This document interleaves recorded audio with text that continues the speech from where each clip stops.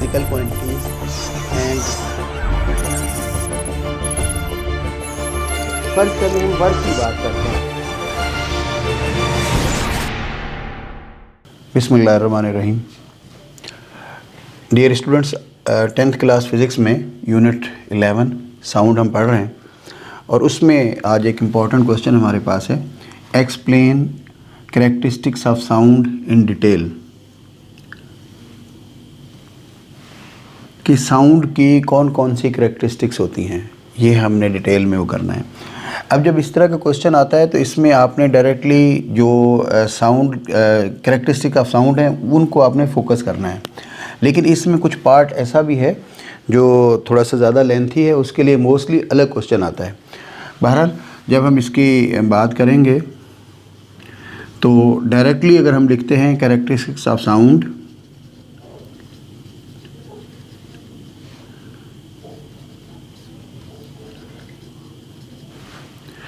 तो उसमें आपने लिखना है there are different characteristics of sound, जिनमें से एक हमारे पास है लाउडनेस, नेक्स्ट हमारे पास है pitch of sound, loudness of sound, pitch of sound, quality of sound,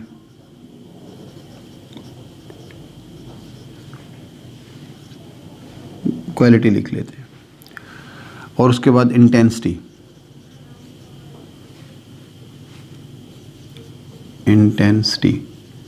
of sound. It means जब हम इसका आंसर लिखेंगे उसमें बताएंगे कि characteristics of sound, loudness, pitch, quality and intensity, यानी ये कैरेक्टरिस्टिक्स ऑफ साउंड है। अब उसमें से जो फर्स्ट वन हम लेते हैं वो लाउडनेस है। लाउडनेस, अच्छा, loudness is that characteristic of sound by which we can distinguish between loud and faint sound. It is the characteristic of sound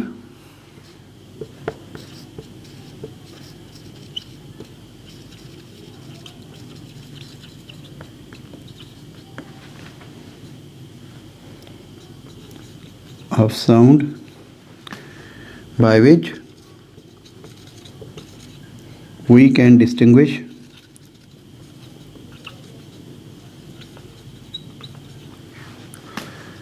loud and faint sound। यानी हमें कब कैसे पता चलेगा कि ये फेंट साउंड है या लाउड साउंड है, इसके बारे में जब हम बात करेंगे तो ये लाउडनेस ऑफ साउंड में हम डिस्कस करते हैं। अच्छा, अब देखें, एक हमारे पास है लाउड साउंड, दूसरा है फेंट साउंड। लाउड जो है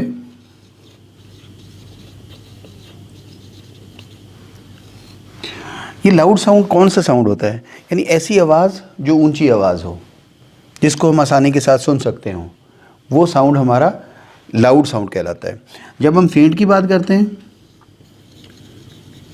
फेंट साउंड, अब फेंट साउंड वो होता है जो आसानी से ना सुना जा सकता हो, जिसकी आवाज़ हमें कोई बातचीत हो रही हो हमें समझ ना आ रही हो, हल्की आवाज़, दूसरे लफ्ज़ों में ये ऊंची आवाज़ है और ये हमारे पास हल्की आवाज़ है, ठीक है।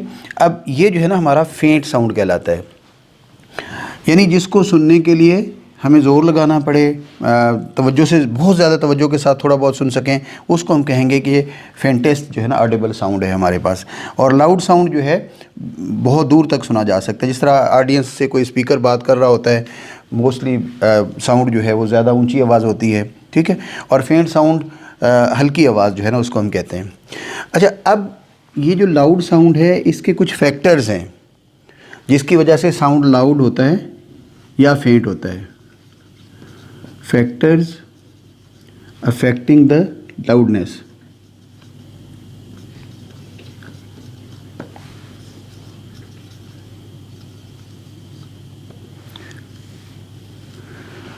अच्छा, ये अलग से भी क्वेश्चन आ सकता है, what is loudness, explain factors affecting the loudness. तो सिंपल हमने ये कहना है, loudness it is the characteristic of sound by which we can distinguish between loud and sound, faint sound. और उसके बाद फैक्टर्स अफेक्टिंग द लाउडनेस, उसमें फिर हम लिखेंगे following are the factors of the loudness.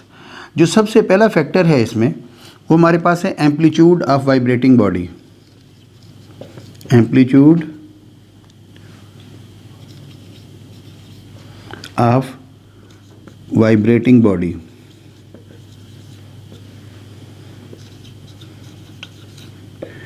जो वाइब्रेटिंग बॉडी है उसका एम्पलीट्यूड कितना है। पहले मैं आपको एम्पलीट्यूड थोड़ा सा बता दूं कि एम्पलीट्यूड क्या होता है। जस्ट हमारे पास ये कोई तार है, स्ट्रिंग है गिटार की, इसको हम प्लग करते हैं और फोर्स लगाते हैं, यहाँ तक ये इधर आता है, तो ये यहाँ से ये डिस्टेंस जो है ना, ये इसका एम्पलीट्यूड कहलाएगा। इस साइड पे ये डिस्टेंस इसका एम्पलीट्यूड कहलाएगा। लेकिन अगर हम इस पे ज़्यादा फोर्स लगाते हैं, ज़्यादा ज़ोर से इसको वो करते हैं, तो ये देखिएगा ये इंक्रीज़ हो जाता है। अब ये डिस्टेंस हमारा ज़्यादा हो गया है, तो ये हम एम्पलीट्यूड कहलाएगा, amplitude of vibrating body. It means जब भी कोई चीज़ ऐसे हिल रही होती है तो उसका स्टेशनरी पोजीशन से, मीन पोजीशन से मैक्सिमम डिस्टेंस जो है वो हमारा कितना है। अगर वो ज़्यादा है तो साउंड लाउड होगा, यानी हर वो आवाज़ बहुत ऊंची आवाज़ होगी, बहुत ज़्यादा सुनाई देने वाली आवाज़ होगी। अगर उसका एम्पलीट्यूड ज़्यादा है उसको हम कहेंगे कि ये हमारे पास हुआ। अगर हम ग्राफ पे देखते हैं तो ये देखिएगा, आप फ़र्ज़ कर लें कि ये हमारे पास एम्पलीट्यूड है, तो इसका ये एम्पलीट्यूड हमारा इससे बड़ा होगा इसका, ठीक है, ये लाउड साउंड के लिए। और अगर हमारे पास एम्पलीट्यूड कम है, स्मॉलर है, ये छोटा है, ठीक है, इसका डिस्टेंस कम कवर हो रहा है, तो ये हमारे पास फेंट साउंड होगा। इट मीन्स अगर ये एम्पलीट्यूड है हमारा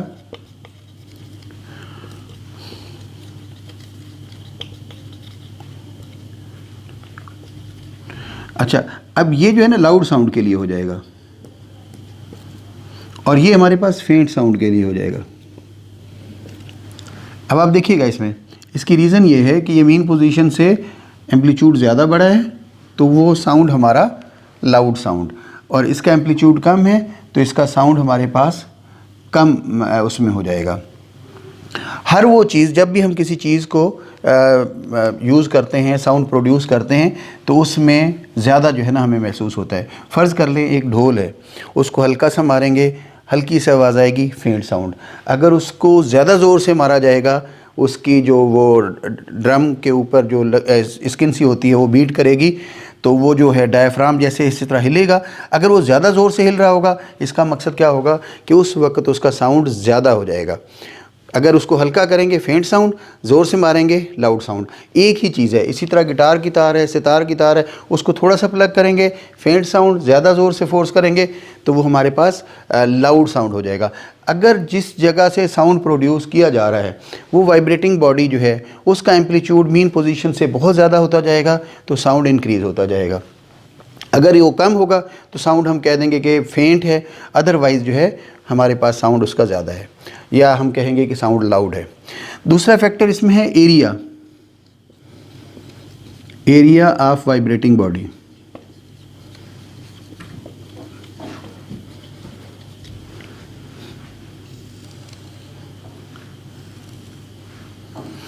इट मीन्स हम कह सकते हैं loudness is directly proportional to amplitude. अच्छा, अब हमारे पास है एरिया। एरिया जो है हमारा वाइब्रेटिंग बॉडी का एरिया की बात हो रही है। अगर कोई बड़ी सी चीज़ होगी तो साउंड ज़्यादा प्रोड्यूस होगा, अगर वाइब्रेटिंग एरिया ज़्यादा होगा। अगर थोड़ी एरिया कम होगा तो साउंड हमारे पास उसका कम लाउड होगा या फेंट साउंड होगा।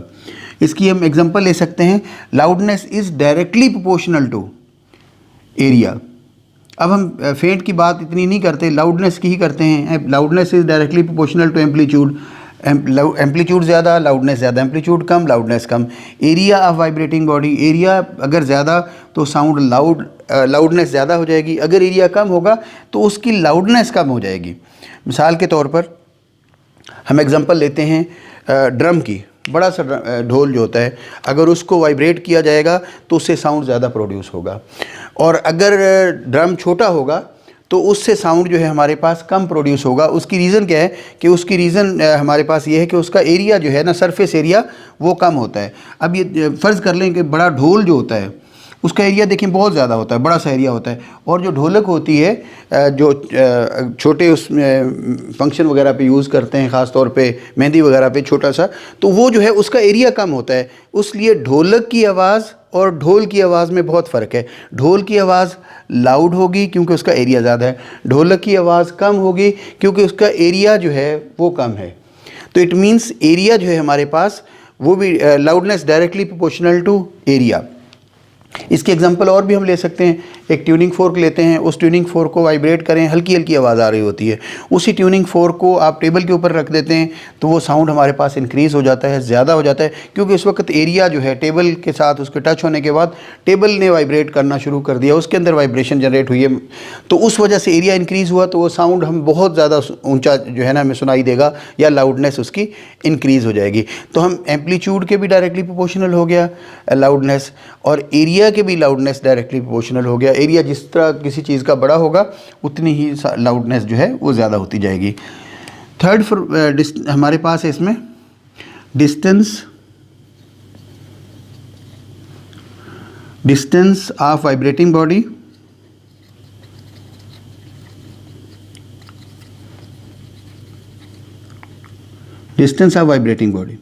लिसनर से डिस्टेंस उसका कितना है, वाइब्रेटिंग बॉडी का जो सुनने वाला है उससे कितना डिस्टेंस है, तो उसका भी इम्पैक्ट पड़ता है। फ़र्ज़ कर लें अज़ान होती है किसी जगह पे, वो हमें अगर मस्जिद घर के करीब है तो ज़्यादा ऊंची आवाज़ सुनाई देती है हमें, या लाउड साउंड हमें सुनाई देता है, किस वजह से, डिस्टेंस कम है। लेकिन डिस्टेंस ज़्यादा हो जाएगा, कई गलियां पीछे जाके मस्जिद से जब अज़ान जाएगी उधर साउंड कुछ कम पहुंचता है, उसकी रीज़न ये है कि डिस्टेंस जो है वो इंक्रीज़ हो जाएगा, तो लाउडनेस कम होती जा रही है डिस्टेंस के साथ साथ।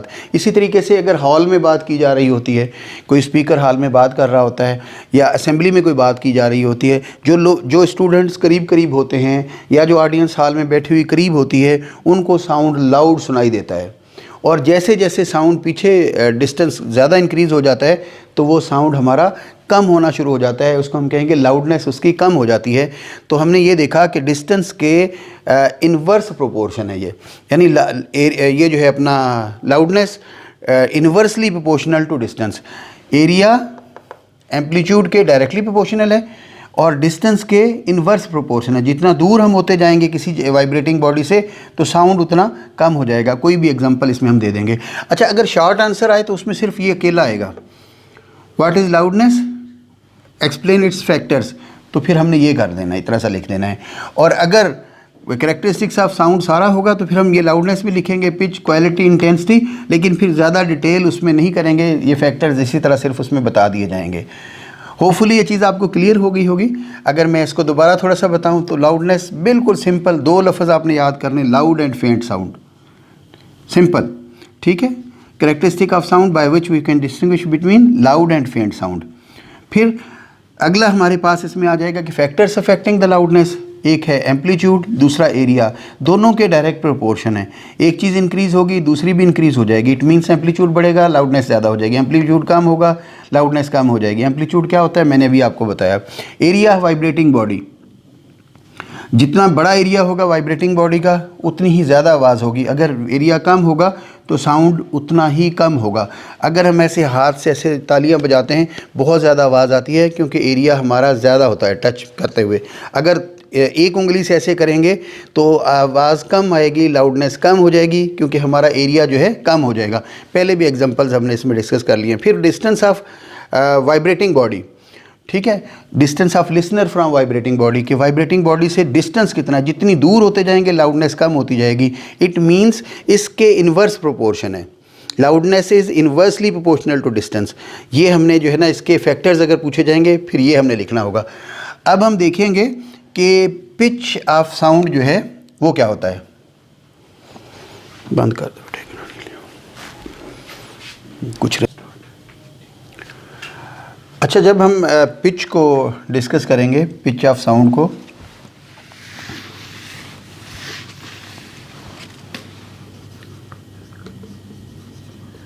पिच ऑफ साउंड, बल्कि पिच लिख लेते हैं। Pitch of sound. अच्छा, इसको मैं मिटा देता हूँ। अच्छा, ये loudness, amplitude of loud sound है, और ये जो है हमारे पास एम्पलीट्यूड ऑफ लाउड साउंड है। इसको हम क्वाइट कह देते हैं, ठीक है। और डिस्टेंस फ्रॉम वाइब्रेटिंग बॉडी या ऑफ वाइब्रेटिंग बॉडी एक ही बात है, ठीक हो गया। होपफुली इसमें कोई प्रॉब्लम आपको इंशाल्लाह ताला नहीं होगी।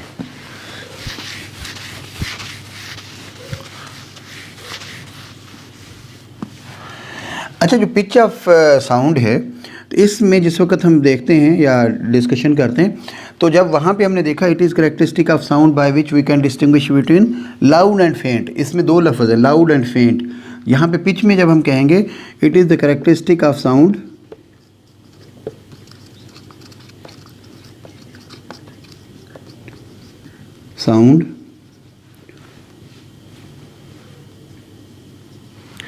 by which we can distinguish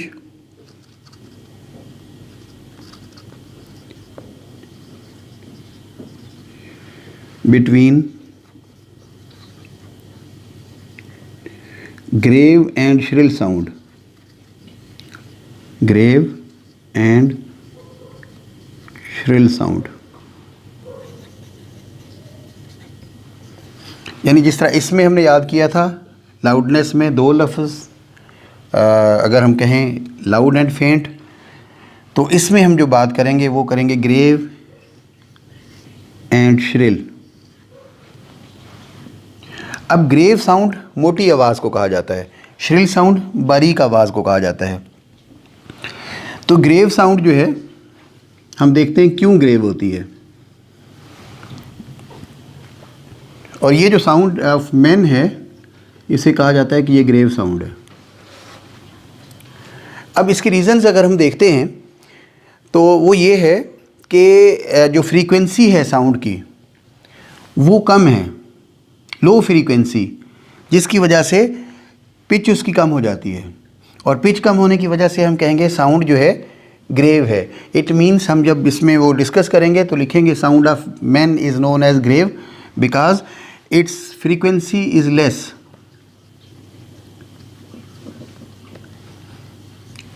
come frequency है जिसकी वजह से साउंड ग्रेव है। और जब कभी भी कोई चीज़ वाइब्रेट कर रही होगी, अगर उसकी वाइब्रेशन हल्की हल्की सी होगी तो वो साउंड ग्रेव साउंड बनेगा। और इसके बिल्कुल बरअक्स अगर हम देखते हैं श्रिल साउंड को, जो कहा जाता है कि वुमेन का या चिल्ड्रन का होता है shrill sound.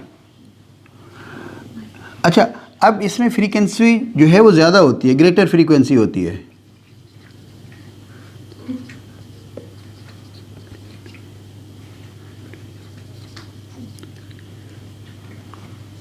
Are higher as compare to grave sound. अब कोई भी ऑब्जेक्ट वाइब्रेट कर रहा है, उसके number of vibrations completed in 1 second, ये फ्रीक्वेंसी कहलाती है। तो अगर एक चीज़ वाइब्रेट कर रही है, फ़र्ज़ कर लें उसकी फ्रीक्वेंसी वाइब्रेशन कम है, तो वो साउंड हमारा ग्रेव साउंड कहलाएगा। लेकिन अगर साउंड उसकी फ्रीक्वेंसी ज़्यादा है तो हम कहेंगे कि ये साउंड हमारे पास, क्योंकि उसकी फ्रीक्वेंसी ज़्यादा है, फ्रीक्वेंसी ज़्यादा होने से उसकी पिच ज़्यादा हो जाएगी, तो हम कहेंगे कि ये साउंड जो है हमारा जो है ना श्रिल साउंड होगा। तो अगर हम ग्राफिकल इसको देखते हैं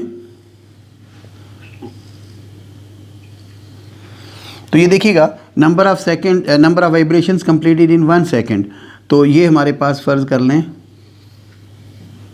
ये फ्रीक्वेंसी है इसकी, लेकिन ये उसकी बात हो रही है ग्रेव साउंड की, ग्रेव साउंड फ्रीक्वेंसी। अच्छा, जब श्रिल साउंड की हम बात करेंगे उसकी फ्रीक्वेंसी देखेंगे, उसका एम्पलीट्यूड तो इतना ही है लेकिन नंबर ऑफ वाइब्रेशन ज़्यादा हैं इन 1 सेकेंड। ये देखिए इसकी वाइब्रेशन बहुत स्पीड से हो रही है, ठीक है, shrill sound.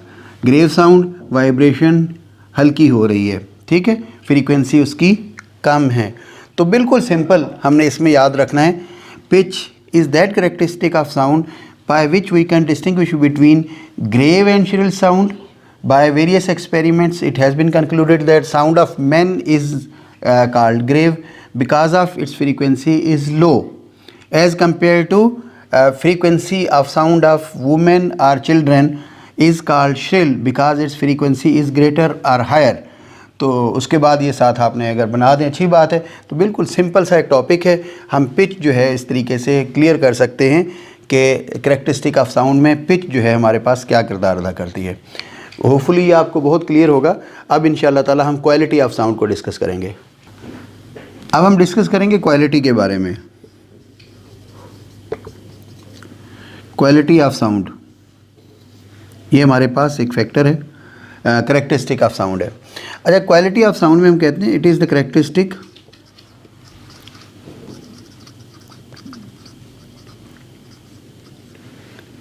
By which we can distinguish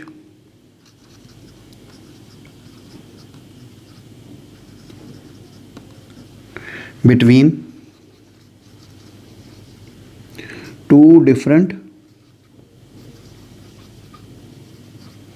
sounds, two or more than two different sounds played at same time with same loudness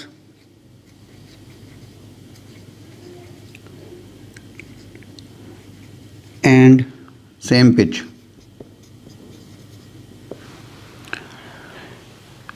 it means ये हमारे पास जिसमें लाउडनेस भी वही हो किसी भी ऑब्जेक्ट की और पिच भी वही हो, तो हम उसको कहते हैं कि ये जो है हमारे पास क्वालिटी है। इसको हम इस तरह लेते हैं, फ़र्ज़ कर लें किसी जगह पे हम मौजूद हैं और हमारे सामने नहीं किसी और साथ वाले कमरे में कोई म्यूज़िकल इंस्ट्रूमेंट्स बजाए जा रहे हैं, तो हम पहचान लेते हैं कि इस वक्त ये वाली आवाज़ ढोल की आवाज़ है, ये फ्लूट की आवाज़ है, बांसुरी की आवाज़ है, ये क्लैरिनेट की आवाज़ है, ये जो है कोई और म्यूज़िकल इंस्ट्रूमेंट गिटार बजाया जा रहा है, ये पियानो बजाया जा रहा है, जबकि उनकी लाउडनेस भी सबकी सेम हो, इवन सबकी फ्रीक्वेंसी सेम हो, यानी पिच हमारे पास सेम हो, फिर भी हम उनको पहचान लेते हैं कि ये आवाज़ फ़लाँ चीज़ की है। इट मीन्स ये जो करेक्टरिस्टिक ऑफ साउंड है दैट इज़ कॉल्ड क्वालिटी, यानी जिसके साथ हम ये पहचान सकें कि ये किस चीज़ की आवाज़ है। अब ये जो हमारे पास पहचान होती है एक्चुअली ये होती है इस वजह से, वेव फॉर्म की वजह से। हर एक म्यूज़िकल इंस्ट्रूमेंट की वेव फॉर्म अपनी अलग सी होती है, तो उसकी वजह से हम इसको पहचान सकते हैं कि ये हमारे पास किस किस चीज़ की है। फ़र्ज़ कर लें कि ये हमारे पास जो है वेव फॉर्म है किसी फ्लूट की, हम ले लेते हैं। अब उसके बाद जो है हम वेव फॉर्म ले लेते हैं सपोज़ गिटार की। अच्छा, अब उसकी एम्पलीट्यूड और जो है ना बाकी चीज़ें इसी तरह हैं, लेकिन इसकी ये थोड़ी सी इसके अंदर कोई वेव फॉर्म के अंदर कुछ चेंजेस हैं। लाउडनेस और फ्रीक्वेंसी उतनी ही है जितनी फ्रीक्वेंसी इसकी है, जितना हमारे पास इसका एरिया अपना एम्पलीट्यूड है वो भी सेम है। इट मीन्स लाउडनेस भी सेम होगी, फ्रीक्वेंसी भी सेम है, लेकिन वेव फॉर्म की वजह से इसकी वेव की डिफरेंट फॉर्मेशन है, इसकी वेव की फॉर्मेशन डिफरेंट है, तो हम कहते हैं कि ये जो है हमारे पास क्वालिटी है। तो क्वालिटी हमें सपोर्ट करती है, बताती है म्यूज़िकल इंस्ट्रूमेंट्स के बारे में, कौन सा म्यूज़िकल इंस्ट्रूमेंट जो है वो साउंड प्रोड्यूस कर रहा है, इवन देन कि उनकी साउंड जो है हमारे पास वो हो। बल्कि हम क्वालिटी से किसी भी चीज़ की जब हम आवाज़ पहचानते हैं तो वो क्वालिटी की वजह से पहचानते हैं। तो बहुत ही सिंपल, इसमें हमने सिंपल ये याद करना है, quality is that characteristic of sound by which we can distinguish between we can differentiate between different musical instruments while they are played at the same time with same frequency और same loudness. It means same pitch हो जाएगा हमारे पास। This is called quality of sound. बहुत ही simple है, कोई इसमें ऐसी ख़ास बात नहीं है। होपफुली ये चीज़ भी इंशाल्लाह ताला आपको क्लियर होगी। अब हम बात करेंगे इंटेंसिटी ऑफ साउंड की।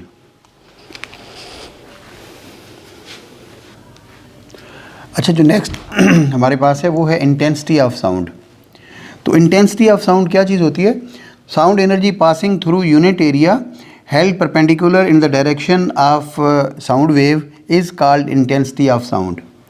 देखिएगा, फ़र्ज़ कर लें हमारे पास ये है, एक हमने ऑब्जेक्ट लिया है, इसमें से इस साइड से एनर्जी, साउंड एनर्जी पास करके जाती है दूसरी साइड पे। इसमें एनर्जी का इम्पैक्ट कितना है? जो इसके 1 मीटर फ़र्ज़ कर लें स्क्वायर हमारे पास इसका एरिया हो, इसमें इसका इम्पैक्ट जो है ना वो एनर्जी का वो कितना होगा? देखें, sound energy passing through unit area held perpendicular in the direction of the sound. ये साउंड इस तरफ जा रहा है, इसके सामने हमने परपेंडिकुलर डायरेक्शन में हेल्ड किया है, तो उसके ऊपर इसका इम्पैक्ट क्या होगा? इसको हम कहेंगे कि ये इंटेंसिटी ऑफ साउंड है। और इसका यूनिट होता है वाट पर मीटर स्क्वायर। वाट पर मीटर स्क्वायर, इसको मेजर कर सकते हैं। मकसद है ये साउंड की इंटेंसिटी जो है मेजर की जा सकती है। और इसमें एक और बात ये है कि ये डिपेंड करती है लिसनर पर। तो इसके डिफरेंट जो है ना, फिर आगे जब हम इसको फाइंड करेंगे, एक intensity level, sound intensity level find करते हैं, जिसमें हमारे पास डीबी में आंसर्स हम निकालते हैं। और वो जो ऑडियोलॉजिस्ट होते हैं जब चेक करके ऑडियोमेट्री करके बताते हैं कि जी इसका लॉस इतना है साउंड का, आप इस पे फ़लाँ जो है वो इंस्ट्रूमेंट यूज़ करेंगे तो उससे इसकी एम्प्लीफिकेशन इतनी हो जाएगी, और उसके मुताबिक फिर जो है वो गाइड करते हैं। वो बताते हैं कि इतने डीबी लॉस है और फ़लाँ जो है वो आला जो है इसको आप लगाएंगे, हेयरिंग एड लगाएंगे, उससे बंदा वो सुन सकेगा। तो ये जो है ना सिंपल क्वेश्चन हमने लिया था, और इसमें सिर्फ हमने डिस्कस की थी कैरेक्टरिस्टिक्स ऑफ साउंड कि ये चीज़ होती क्या है, लाउडनेस, पिच, क्वालिटी, इंटेंसिटी। तो ये सिंपल हमने इनकी डेफिनेशंस ली हैं, इसमें इसके फैक्टर्स डिस्कस किए हैं, और बाकी जो है ना हमने आम सा एक क्वेश्चन छोटा सा तैयार किया है कि explain the characteristic of sound. लेकिन अब ये जो इंटेंसिटी ऑफ साउंड है, साउंड लेवल इंटेंसिटी, आगे इसकी बाकायदा एक मैथमेटिकल कैलकुलेशन है, उसको एक और अलग क्वेश्चन में हम उसको सॉल्व कर लेते हैं इसी को कंटिन्यू करते हुए। लेकिन ये कि अगर सिर्फ ये क्वेश्चन है explain characteristics of sound in detail, तो यहाँ तक काफ़ी है। जब साउंड इंटेंसिटी लेवल की बात होगी वो अलग से क्वेश्चन होगा, उसको मैं अभी सॉल्व करता हूँ, उसमें मैथमेटिकल कैलकुलेशन और दूसरी सारी चीज़ें हम वो डिस्कस करेंगे। लेकिन उसमें ये चीज़ इसी तरह डिफ़ाइन आपने करनी है, इंटेंसिटी ऑफ साउंड, ठीक है, ये लिख के फिर आगे उसकी कैलकुलेशन शुरू होगी, वो मैं भी कर देता हूँ। अच्छा, जो अगला क्वेश्चन उसी की कंटिन्यूएशन में मैं भी आपसे बात कर रहा था, वो इस तरह पेपर में आ जाता है कि what is intensity of sound define, यानी एक पार्ट इसका, ये लॉन्ग क्वेश्चन में।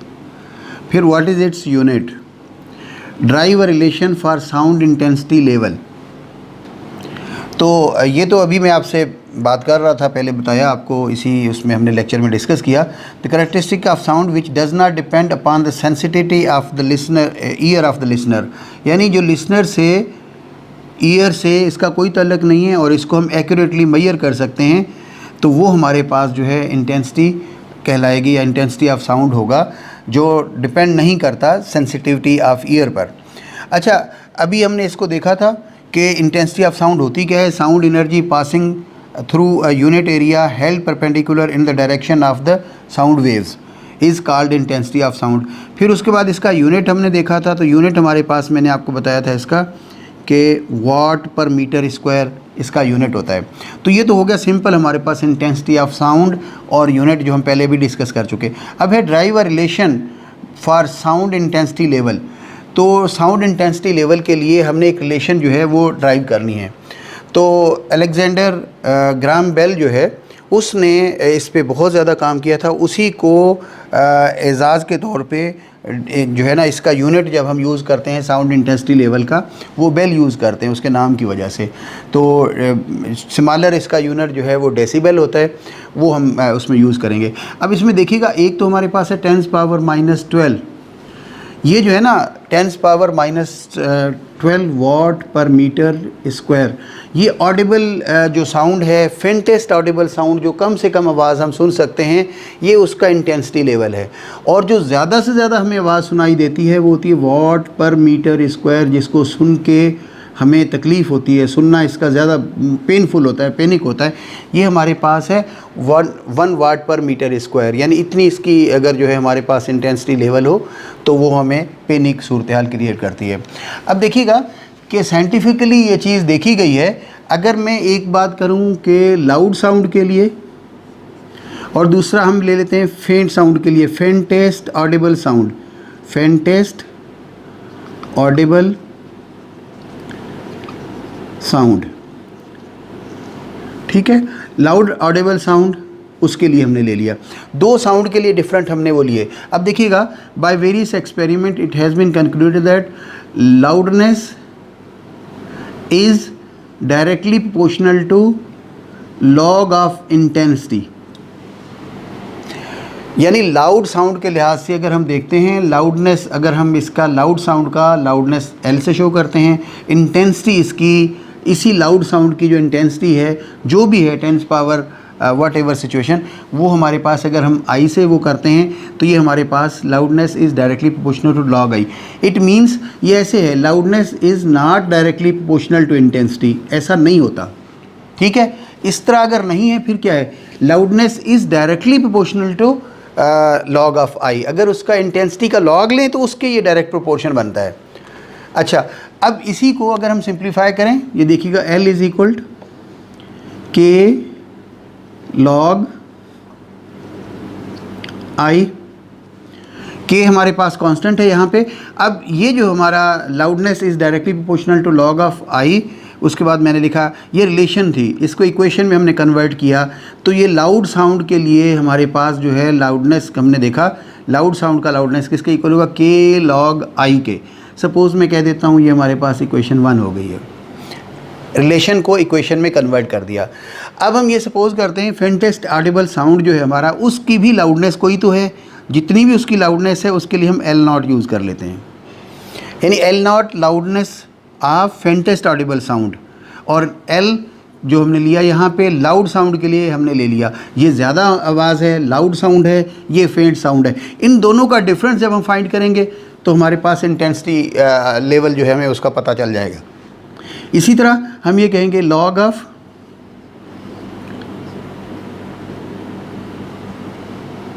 I0, इधर लॉग I0 कर दिया हमारे पास, सॉरी लाउडनेस के साथ हमने नॉट लगा दिया, और इधर I0 के साथ भी हमने I के साथ भी नॉट लगा दिया। इट मीन्स ये L0 जो है हमारी, इसकी लाउड साउंड के लिए हमने L यूज़ किया था, फेंटेस्ट ऑडिबल साउंड के लिए हमने इंटेंसिटी के लिए, इसकी इंटेंसिटी के लिए हमने लाउड साउंड के लिए I यूज़ किया है, फेंटेस्ट ऑडिबल साउंड की इंटेंसिटी के लिए हमने I0 यूज़ किया है। तो ये हमारे पास हो जाएगा L0 इज़ इक्वल के लॉग I0, ये हमारे पास इक्वेशन 2 हो गई। इट मीन्स बहुत ही सिंपल, लाउड साउंड के लिए हमने देखा ये इक्वेशन है, इसका इंटेंसिटी लेवल फाइंड करने के लिए लाउडनेस इज इक्वल के लॉग I, और फेंटेस्ट ऑडिबल साउंड के लिए होगा L0 इज इक्वल के लॉग I0। अब इन दोनों का डिफरेंस लेते हैं, लाउड साउंड से फेंट साउंड को माइनस करेंगे तो हमारे पास साउंड जो है ना, इसका डिफरेंस इंटेंसिटी लेवल आ जाएगा।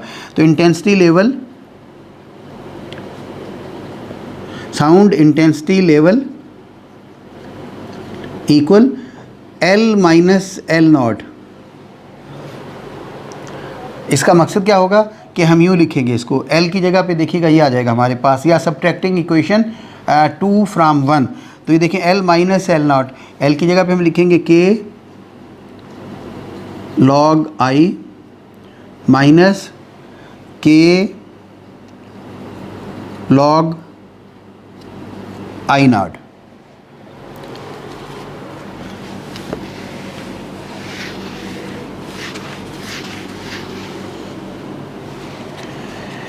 अच्छा, अब इसमें से जब हम देखते हैं, सिंप्लीफाई करते हैं, तो के हमारे पास कॉमन हो जाता है, और दूसरा हो गया हमारे पास log I minus log I0। ये हो गया जी sound level, intensity of sound level.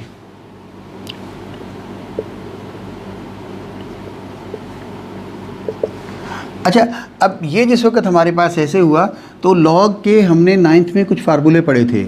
एक हमारे पास हमने पढ़ा था log A, M N equal log A M plus log A N, दूसरा था log A M over N equal log A M minus log A N, third हमारे पास था log A M N is equal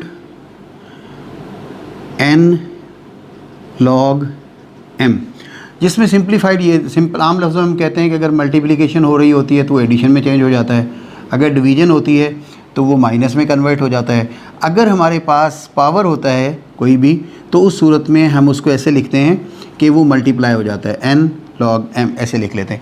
अब इसमें से ये वाली सूरत हाल हमारे पास एग्जिस्ट करती है, देखिए log i minus log i not, ये देखिएगा, इट मीन्स अगर हम ऐसे लिखेंगे कि ये सबके साथ लॉग लिखा है, जब हम सिंगल लॉग लिखेंगे, सिंगल लॉगरिथम के साथ लिखेंगे तो ये हमारे पास हो जाएगा, ये डिवीजन फॉर्म में जाएगा log i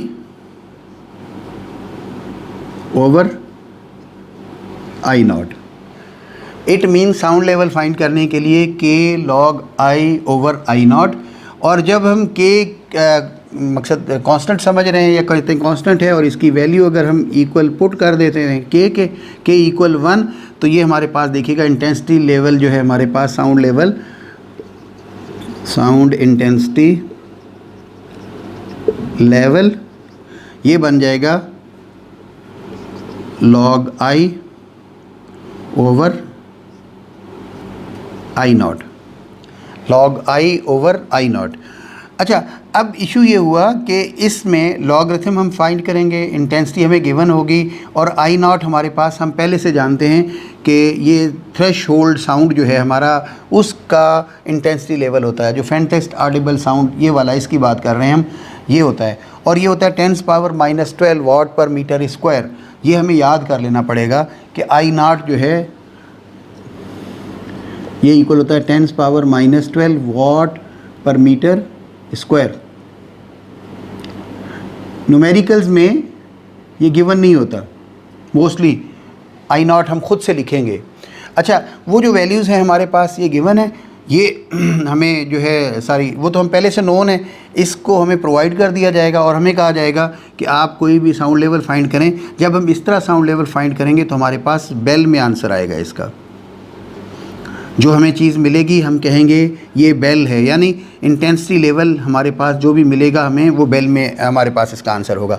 अब प्रॉब्लम ये है, बेल एक लार्जर यूनिट है, बहुत बड़ा यूनिट है, इसको डेली लाइफ में जब हम यूज़ करते हैं डेसीबेल में यूज़ करते हैं, तो 1 बेल जो है इक्वल होता है 10 डेसीबेल के, 1 बेल इक्वल 10 dB डेसीबेल, ठीक है। तो वो जो है इस वजह से अगर हम इसको डेसीबेल में यूज़ करना चाहते हैं तो हम ऐसे यूज़ करते हैं, यहाँ लिखते हैं 10 log i over i not, ये हो जाएगा साउंड लेवल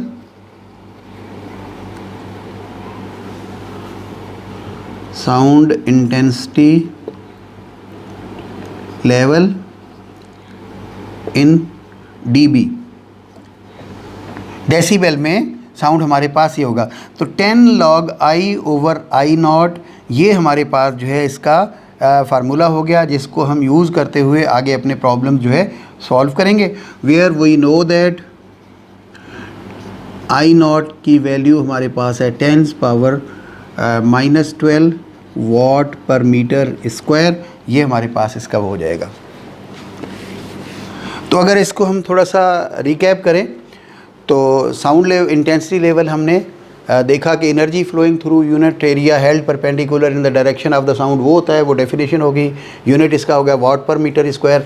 अब देखिएगा, तो लाउड साउंड के लिए हमने फाइंड किया, ये हो गया कि loudness is directly proportional to log of intensity, ठीक है, ये हमारे पास हुआ। तो लॉग ऑफ इंटेंसिटी के लिहाज से ये हमारे पास L = K रिलेशन को इक्वेशन में कन्वर्ट कर लिया।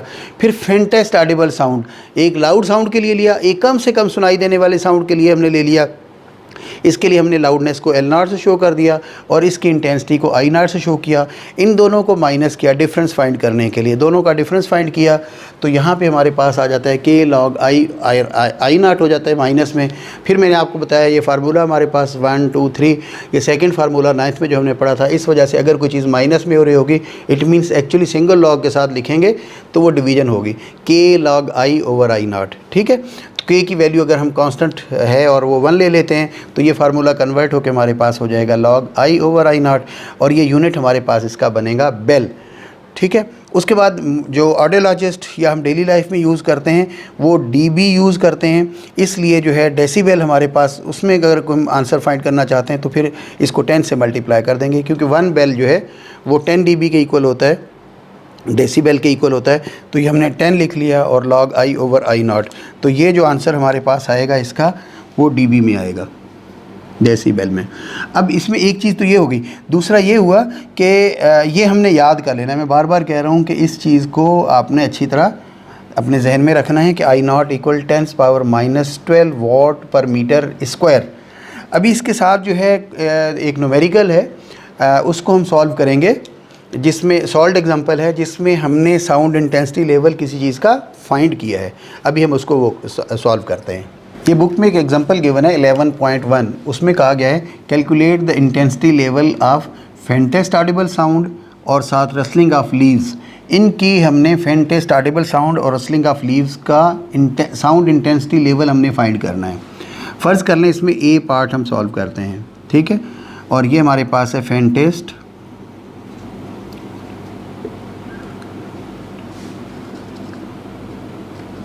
Audible sound. तो देखिएगा मैंने अभी अगर हम इसको देखें तो इसका फेंटेस्ट ऑडिबल साउंड जो है उसका इंटेंसिटी लेवल आई, ये हो जाएगा हमारे पास फेंटेस्ट ऑडिबल साउंड का intensity of faintest audible sound. ये होता है 10⁻⁻12 watt per metre square. Intensity of faintest audible sound, ये हमारे पास होता है।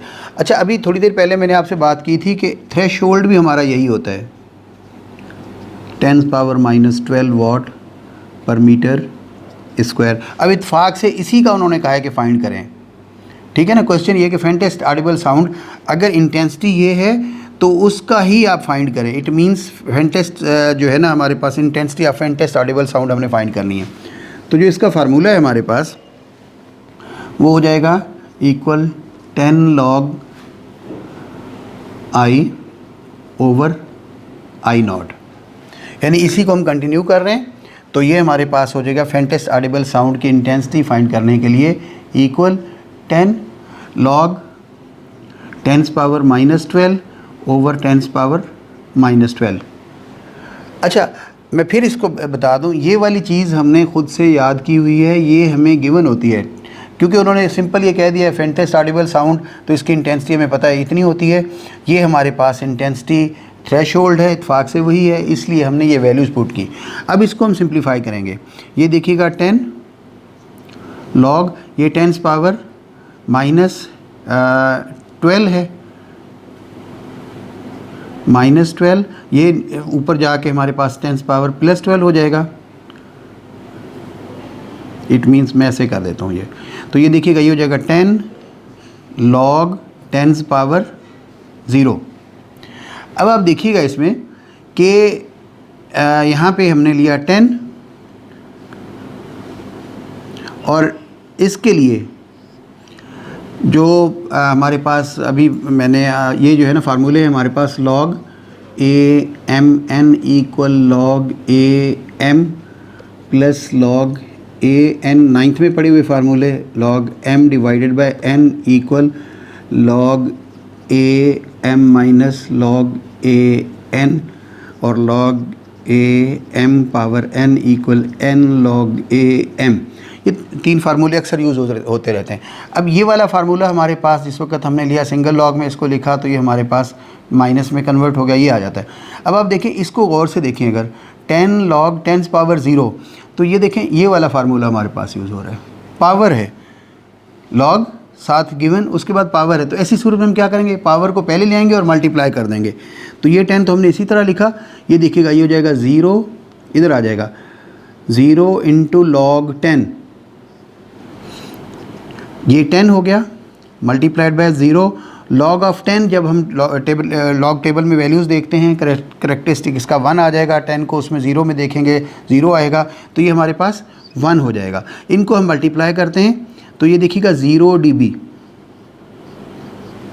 It means faintest audible sound जो है हमारा फेंटेस्ट ऑडिबल साउंड, उसका इंटेंसिटी लेवल कितना होता है, 0 dB होता है। ये हमारे पास आंसर हो गया उसका। कैसे फाइंड हुआ, फार्मूला में वैल्यूज़ हमने पुट की हैं -12 और -12, उसके बाद सिंप्लीफाई कर लिया है इसको। अच्छा, अब जो अगला पार्ट इसका है, इसी क्वेश्चन का सेकंड पार्ट, वो ये है रसलिंग ऑफ लीव्स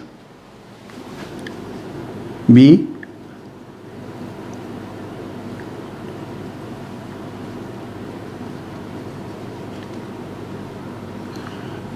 पत्तों की सरसराहट, हलचल से जो आवाज़ जनरेट होती है, वो जो है हमारे पास उसका इंटेंसिटी क्या होगा। अब आप देखिएगा इसका जो रसलिंग ऑफ लीव्स की इंटेंसिटी होती है वो होती है I, और ये होती है 10⁻⁻11 वॉट पर मीटर स्क्वायर। और जो फेंटेस्ट ऑडिबल साउंड के लिए हमारे पास I0 की वैल्यू होती है, जो मैं आपको बार बार कह रहा हूँ हमें याद करनी है, वो 10⁻⁻12 है, 10⁻⁻12 वॉट पर मीटर स्क्वायर। अब हमने फार्मूला यूज़ करना है, और जब हम फार्मूला यूज़ करेंगे देखिएगा वो तो वही है हमारे पास। तो हम लिखेंगे sound level, intensity sound level of rustling of leaves is equal to intensity sound level of rustling of leaves is equal to, ये हो जाएगा 10 log I/I0। अच्छा, अब इसमें वैल्यूज़ पुट करेंगे, देखिएगा 10 log I, it means 10⁻⁻11 divided by I0 10⁻⁻12।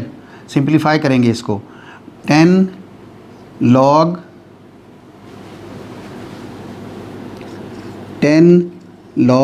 ये 10⁻⁻11 plus 12, ये हो जाएगा 10 log 10⁻1। यही फार्मूला दोबारा यूज़ करेंगे तो ये देखिएगा 10 × ये हमारे पास हो गया। अच्छा, आगे ये 1 पहले आ जाएगा, 1 log 10। अब आप देखिएगा ये 10 × 1 log ऑफ 10 करेक्टरिस्टिक 1 होगा, जब 10 को उसमें चेक करेंगे टेबल में 0 आएगा तो इसका log ऑफ 10 1 होता है। कैलकुलेटर से भी अगर हम फाइंड करें तो ये हमारे पास हो जाएगा 10 dB, 10 डेसिबल। तो ये हमारे पास उसका आंसर आ गया।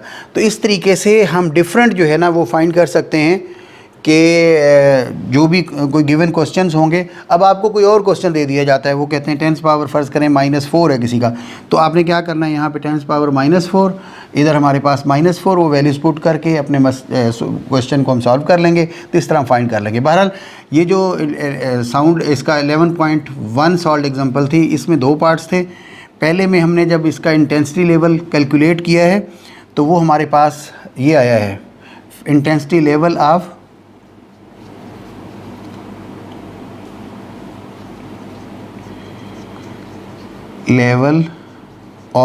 फेंटेस्ट ऑडिबल साउंड, ये हमारे पास उसका आंसर आ गया 0 dB। अच्छा, इसी तरीके से intensity level of rustling of leaves, ये हमारे पास आ गया। यहाँ पे ये मैंने लिखना था, इधर जगह थोड़ी कम थी इसलिए इंटेंसिटी लेवल नहीं लिखा। एक बार आप यहाँ लिख देंगे intensity level of rustling of leaves, इधर आप लिख देंगे intensity level of Audible sound, faintest audible sound, और इसको सॉल्व करना है। ये जो चीज़ मैंने आपको बताई है ये लिखने की ज़रूरत नहीं है, ये सिर्फ आपको समझाने के लिए कि ये कैसे हुआ है, क्योंकि आगे भी बहुत से न्यूमेरिकल्स आएंगे, उनमें भी हमने एक्सरसाइज जब ये सॉल्व करेंगे ये क्लियर होना चाहिए कि कौन सा लॉगरिथम का फार्मूला हमने यूज़ किया और किस टेक्निक के साथ यूज़ किया। तो ये जो हमने न्यूमेरिकल्स किए हैं ये आप एग्जांपल के साथ भी उसमें कोड कर सकते हैं। अब क्वेश्चन आ जाता है लॉन्ग क्वेश्चन इंटेंसिटी लेवल पे, तो आप इंटेंसिटी लेवल करके वहाँ पे डिफ़ाइन करें, फार्मूला ड्राइव करें और साथ वहाँ पे लिख दें आप we are going to find the faintest intensity of faintest audible sound, और यहाँ तक 0 dB तक कर दें। एक अच्छी एग्जांपल हमारे पास हो जाएगी। और अगर न्यूमेरिकल वैसे पेपर में गिवन होगा फिर आपने इस तरीके से इसको सॉल्व करना होगा। मुझे उम्मीद है कि ये जो है आज वाली चीज़ें आपको बहुत अच्छी तरह समझ आई होंगी। इंशाअल्लाह ताला मज़ीद लेक्चर के साथ अगले उसके टॉपिक्स के साथ बाद में इंशाअल्लाह ताला आपसे बात होगी। अल्लाह आपको बहुत खुश रखे। Thank you very much. इनकी खूब प्रैक्टिस करें। अल्लाह हाफ़िज़।